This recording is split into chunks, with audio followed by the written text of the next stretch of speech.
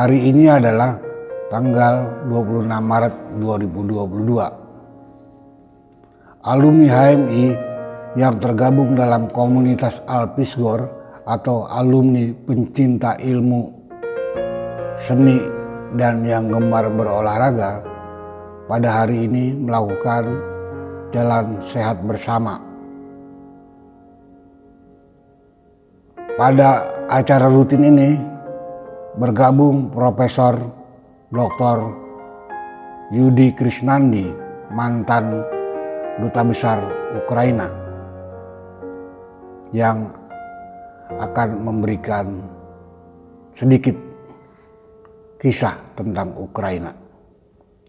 Marilah kita dengarkan apa yang akan beliau sampaikan.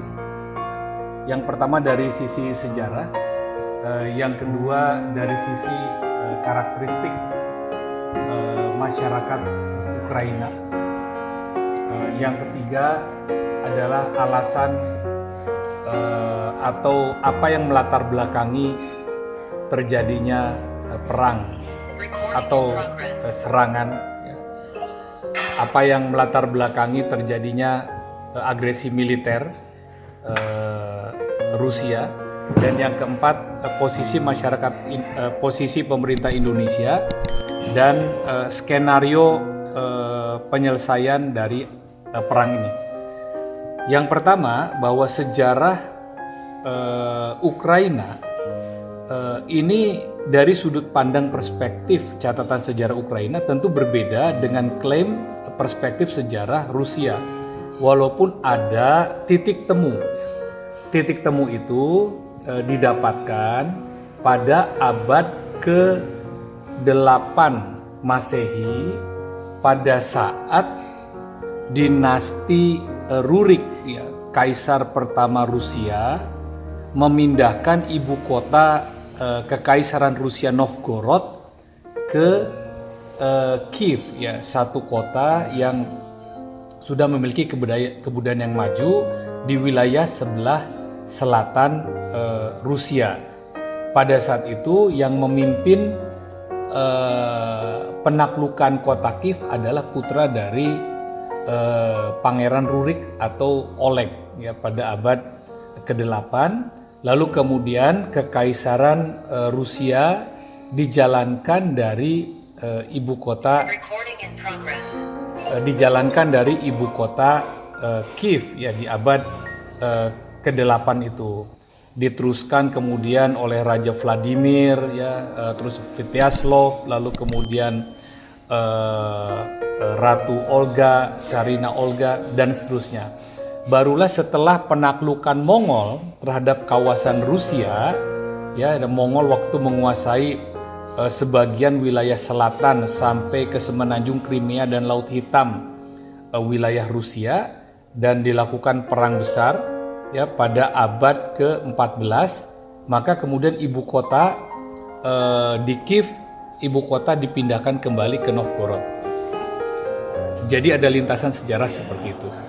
Namun pada dasarnya, ya, kalau dilihat dari catatan sejarah dari kedua perspektif, baik itu Ukraina maupun Rusia, kota Kiev, ya, atau negara kota city state Kiev itu sudah ada, ya, berbarengan dengan adanya ibu kota kekaisaran Rusia yang berada di Novgorod, ya, di sebelah utara Moskow atau Leningrad, kalau sekarang mungkin Saint Petersburg, sekitar itu. Nah, dengan demikian mereka pada awalnya memiliki sejarah yang sejajar, ya, di antara keduanya. Nah, oleh karena itu Ukraina, ya, sejak awal, ya, dengan pemerintahan lamanya yaitu Kiev, dan Rusia dengan pemerintahan lamanya di abad ke-8 itu Novgorod, awalnya itu sejajar. Sebelum Novgorod kemudian menaklukkan kota Kiev dan mengambil alih menjadi ibu kota Kekaisaran Rusia atau disebut dengan Imperia Rusikaya. Pada abad ke-19, ya, kita langsung meloncat ke abad ke-19, tepatnya pada tahun 1845.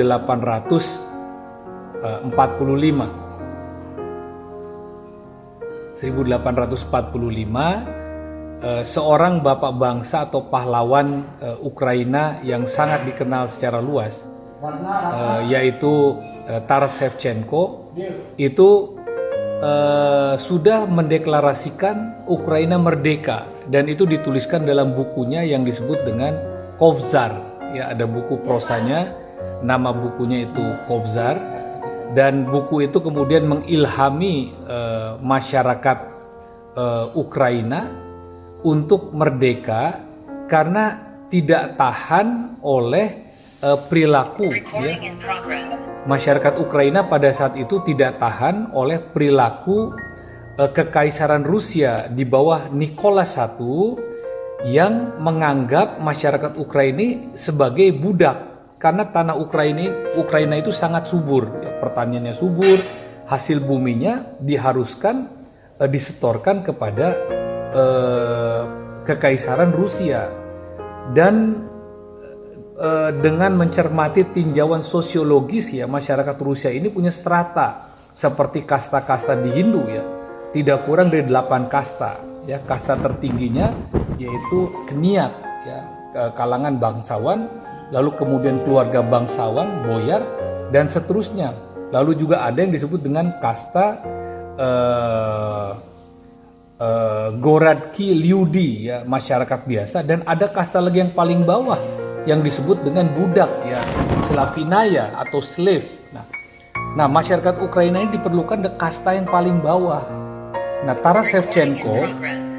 Taras Shevchenko sebagai pahlawan perjuangan Ukraina pada abad ke-19, dia sudah menulis bahwa Ukraina ini harus merdeka, dan tulisan-tulisan dalam bukunya Kovzar ini mengilhami rakyat Ukraina untuk memberontak pada kekaisaran Rusia di tahun 1847 yang mengakibatkan Taras Shevchenko 1847 dibuang ke Siberia di wilayah Kazakhstan, diasingkan di Saint Petersburg sampai dia meninggal pada tahun 1861, dan jenazahnya kemudian dibawa kembali dari Saint Petersburg ke Moskow, ke Kiev, dan dikuburkan di tempat peristirahatan terakhirnya di kota Kaniv, kurang lebih 80 km dari kota Kiev. Nah, pandangan-pandangan Taras Shevchenko di dalam bukunya Kovzar ini mengilhami, ya, rakyat Ukraina untuk terus menggelorakan kemerdekaannya dan tidak ingin terus-menerus berada di bawah kekaisaran Rusia. Sehingga pada saat terjadi revolusi proletar 1916 yang menumbangkan dinasti Romanov, kekaisaran Rusia terakhir yang dipimpin oleh Nicholas II, Ukraina 1917 setelah revolusi Bolshevik, ya, revolusi proletar mulai 1916, lalu kemudian dikenal dengan revolusi Bolshevik karena kaum Bolshevik yang dipimpin oleh Lenin menang melawan kaum Menshevik, ya.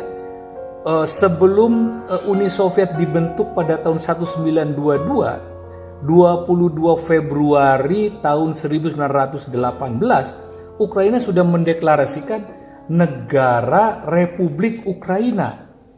Presidennya namanya Mykola Khrushchevsky, presiden pertamanya. Jadi dia ini memang sudah ingin lepas. Namun dengan kemenangan kaum Bolshevik revolusioner di kota Kiev, ya, memaksa Presiden Mikhailo kemudian harus mendandatangani dukungan pembentukan Federasi USSR pada tahun 1922 setelah Lenin menjadi ketua Komite Politbiro tertinggi di Uni Soviet. Jadi Ukraina terpaksa ikut USSR bersama Belarusia. Jadi negara Uni Soviet yang terdiri dari 15 negara itu dibentuk dengan tanda tangan 3 negara. 1 Rusia, 2 Ukraina, dan 3 Belarusia. Pada tahun 1931 sampai dengan 33, pada saat Lenin digantikan oleh Stalin, ya, 1924 Lenin meninggal digantikan oleh Stalin. Stalin naik tahta. Stalin ini sangat kejam, ya, Joseph Stalin, ya, dia ada sebuah peristiwa yang sangat terkenal yang namanya Holodomor. Holodomor itu kematian akibat kelaparan besar. Kenapa terjadi kelaparan besar? Karena wilayah-wilayah di bawah jajahan atau di bawah Federasi Uni Soviet yang subur dipaksa untuk menyerahkan bahan pangannya bagi kepentingan tentara-tentara Rusia yang sedang melakukan ekspansi untuk memperluas wilayahnya, termasuk juga untuk menghadapi kemungkinan adanya serangan peperangan dari wilayah barat. Yang paling menderita dari peristiwa Holodomor ini adalah Ukraina, di mana catatan sejarah Ukraina mencatat tidak kurang dari 2,5 juta rakyat Ukraina meninggal akibat bahan pangannya harus diserahkan kepada tentara-tentara Rusia dalam kurun waktu 1931-1933. Dan catatan sejarah ini bisa kita temukan di museum-museum sejarah yang ada di Ukraina. Peristiwa Holodomor ini mengingatkan kembali rakyat Ukraina pentingnya kemerdekaan, tidak berada di bawah rezim Uni Soviet. Mereka kemudian melawan lagi untuk memerdekakan diri. Di samping Stalin kejam, dia juga merasa dulu di bawah Imperium Rusia menjadi objek kekejaman, di bawah Federasi Soviet juga dia menjadi objek kekejaman. Lalu kemudian pada tahun 1939 ya, pada saat Jerman menyerang Polandia 1940, dia masuk ke wilayah USSR melalui Ukraina. Ukraina menghadapi 2 front pertempuran, satu untuk mencegah masuknya Jerman, yang kedua juga ingin membebaskan diri dari tentara Rusia. Jadi dia berperang di 2 front, dia ingin merdeka antara 1941 sampai 1945.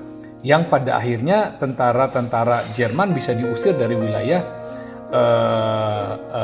Uni Soviet pada saat itu. Nah, pada saat Lenin meninggal, turun dari kekuasaannya 1954, digantikan oleh Nikita Khrushchev, ya, pemimpin Politbiro Partai Komunis Uni Soviet tertinggi pada saat itu yang berasal dari Ukraina. Keinginan Ukraina untuk membebaskan diri agak sedikit dipendam. Kenapa? Karena Nikita Khrushchev adalah pemimpin Uni Soviet yang lahir dari Ukraina dan memberikan perhatian yang lebih besar pada Ukraina dengan membangun sektor-sektor industri pertanian di sana dan membangun sektor-sektor industri senjata. Kenapa pertanian dibangun di sana? Karena tanahnya sangat subur. Kalau Anda jalan-jalan ke Ukraina di rumah Wisma Duta saya, di sekelilingnya tanpa harus diberikan pupuk itu semua jenis buah-buahan ada di sana. Pada saat musim semi menanam sedikit cabai ataupun jagung ataupun sayur-sayuran itu tidak usah diberi pupuk, sangat subur sekali tanah hitamnya. Oleh karenanya Nikita Khrushchev membangun sektor-sektor industri pertanian. Kenapa membangun industri senjata? Karena tanah di Ukraina ini menghasilkan biji mineral untuk besi yang sangat baik sehingga sangat mudah untuk membuat perkakas-perkakas dan sebagainya. Oleh karenanya Ukraina dijadikan juga sebagai wilayah untuk industri baja, dan dari baja itu menjadi senjata. Jadi dibangun. Nah, mereka agak terhibur ya.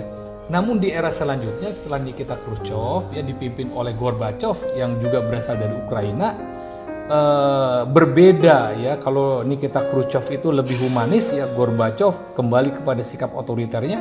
Keinginan Ukraina untuk merdeka itu sudah muncul lagi. Muncul penentangan-penentangan, banyak tokoh-tokoh Ukraina yang dibawa ke Siberia ya, dihukum ya. Lalu kemudian setelah Brezhnev meninggal ya, digantikan oleh Yuri Andropov, lalu kemudian Konstantin Chernenko, kemudian Mikhail Gorbachev naik ke tampuk kekuasaan pada tahun 1985 sampai 1990, mewarisi krisis ekonomi yang besar pasca perang dengan Afghanistan ya di era Brezhnev saat itu. Glasnost dan Perestroika ini paling cepat diterima oleh masyarakat di Ukraina. Karena apa? Karena mereka memang ingin merdeka, sehingga ide dan gagasan Glasnost, keterbukaan, dan Perestroika, restrukturisasi ekonomi dan juga debirokratisasi ini didukung oleh Ukraina. Sehingga pada saat pembubaran Soviet 26 Desember 1990, Ukraina ini mendahului 1 Desember 25 hari sebelumnya dia sudah mendeklarasikan diri menjadi negara yang merdeka. Dia udah pengen buru-buru merdeka mumpung ada kesempatannya. Hanya saja karena Ukraina, Belarusia dan Rusia ini penanda tangan maklumat pembentukan Uni Soviet pada tahun 1922, maka waktu itu Yeltsin Boris Yeltsin pemimpin Federasi Rusia mengingatkan Ukraina bahwa ketiga negara ini juga harus menandatangani pembubaran Uni Soviet. Oleh karenanya Ukraina menunda formalitas kemerdekaannya menjadi tanggal 24 Agustus tahun 1991 setelah Uni Soviet bubar. Nah, dari kurun waktu itu sampai dengan hari ini keinginan untuk merdeka itu terus timbul, bahwa masyarakat Ukraina tidak ingin bergabung dengan Federasi Masyarakat Eurasian Economic Community (EEC) atau masyarakat pasca Uni Soviet. Itu karena mereka sudah merasakan bagaimana getirnya kehidupan rakyat Ukraina di bawah rezim Rusia dan di bawah rezim Uni Soviet. Sehingga dari mulai presidennya yang pertama Kravchuk, kemudian Medvedchuk, lalu kemudian Leonid Kuchma, masyarakat Ukraina ini meminta segera agar Ukraina bergabung dengan masyarakat ekonomi Eropa.